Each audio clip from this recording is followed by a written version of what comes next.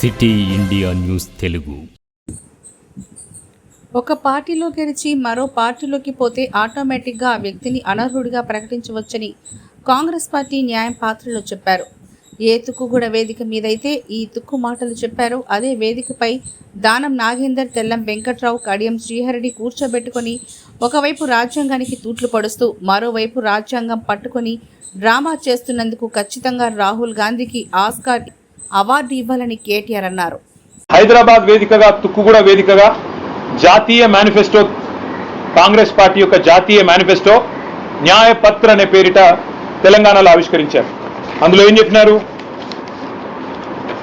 We promise to amend the 10th schedule of the constitution and make defection and automatic disqualification of membership in assembly and parliament. అంటే వారి ఉద్దేశం ఏమంటే, ఎవరైనా ఒక MLA ఒక పార్టీలో గెలిచి ఇంకో పార్టీలో పోతే, ఎవరైనా ఒక ఎంపీ ఒక పార్టీలో గెలిచి మరో పార్టీలో పోతే ఆటోమేటిక్గా సంఖ్యతో నిమిత్తం లేకుండా ఆయనను అనర్హుడిగా ప్రకటించి ఆయన పదవి ఊడిపోవాలి.